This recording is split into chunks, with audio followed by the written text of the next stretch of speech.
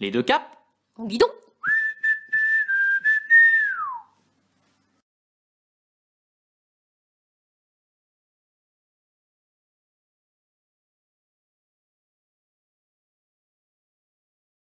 Bon voilà, aujourd'hui on se fait refuser l'entrée aux États-Unis, mais comme vous voyez chez les Mexicains, on prend quand même du montant. Heureusement qu'ils sont là et heureusement que les pompiers mexicains sont là. Bon maintenant il faut trouver une autre solution. Oh oui, heureusement que les Mexicains sont là. Gracias a todos los compañeros bomberos de San Luis Río Colorado y de Mexicali. Grâce à eux, nous avons pu trouver une suite à ce voyage. Elle est toujours mexicaine, à l'autre bout du pays, dans la péninsule du Yucatan.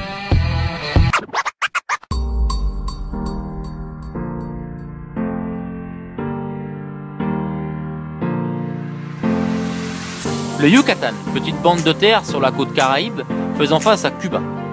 Des temples d'une rare beauté, De jolies villes coloniales, des plages désertes et quelques autres petites surprises qui nous attendent. Voici pour vous en images. un condensé de 6 semaines de vélo au pays des Mayas.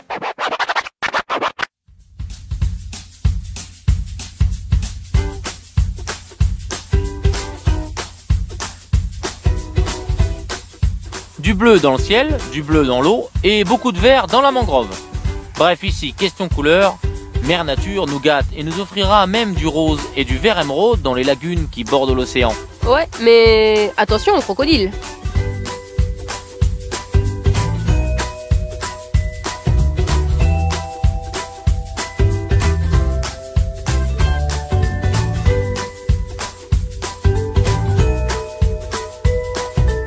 On vous les a promis, les voici ces fameux temples mayas. Le Yucatan en est rempli. Alors on vous la fait courte, voici les 3 que nous avons eu la chance de visiter. Suivez le guide.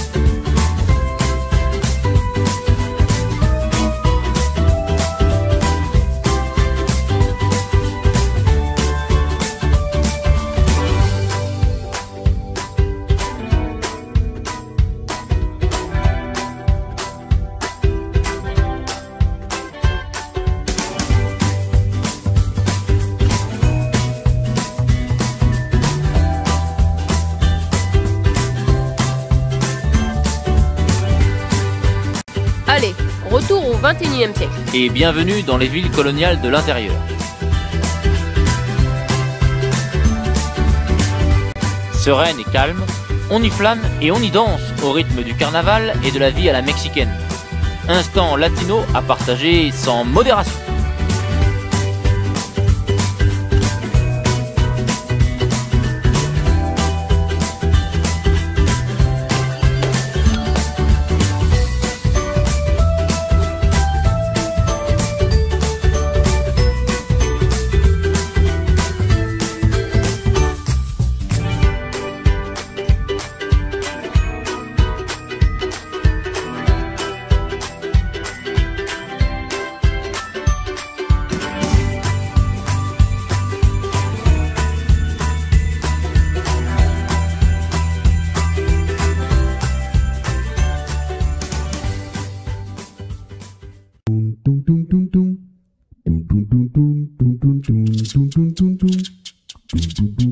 Le Yucatan est aussi connu mondialement pour ses innombrables cénotes, sortes de gouffres géants remplis d'une eau cristalline. Les Mayas y communiquaient avec les dieux du monde souterrain. Ils sont tous reliés les uns aux autres et constituent une merveille géologique dans laquelle il fait bon se rafraîchir.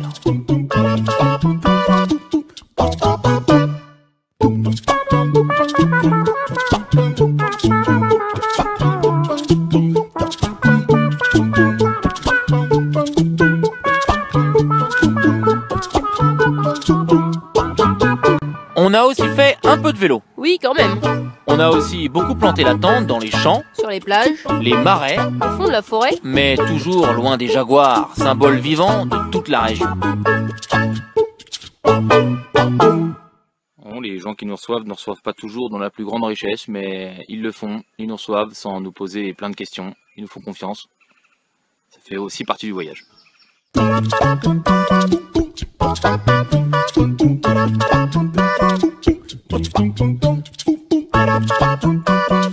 Nous avons surtout eu la chance de rencontrer spontanément ces inconnus qui finalement deviendront nos amis.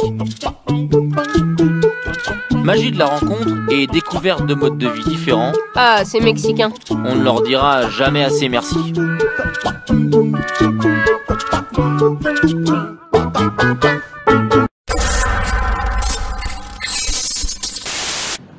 On va tester pour vous le bivouac au milieu d'un campement all-inclusive de luxe. On a trouvé notre nouveau compagnon de voyage. Hein, Titine? Non, pas de chien dans les sacoches, hein. Pas de chien dans les sacoches. Voilà la face cachée du Yucatan avant et après chaque village. Bah, c'est pas très joli à voir. Au début, on croit que c'est une église et en fait, on se rend compte que c'est un phare. Bon, en fait, c'est une église aussi. C'est une église phare. Mylène, surprise, en train de chaparder des pamplemousses chez le voisin. Bravo, Mylène. Mylène, la spécialiste des embrouilles à 2 balles, vient de mettre son tendeur dans son dérailleur. Bon, bah, cette fois-ci, ils ont réussi à passer la moustiquaire. On va dormir avec un scorpion dans la tente.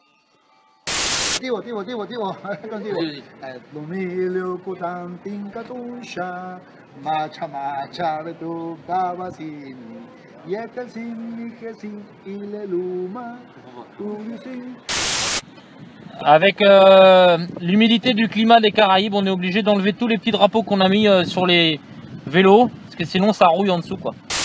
Bon, on s'est installé près des marais salants, enfin sur le marais salant, mais on a mal prévu le coup de monter de la flotte.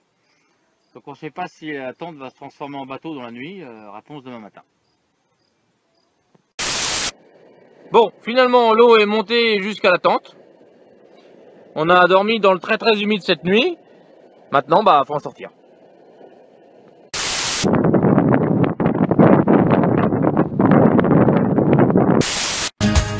Voilà, c'est déjà fini. Maintenant, direction Cuba, l'aventure continue.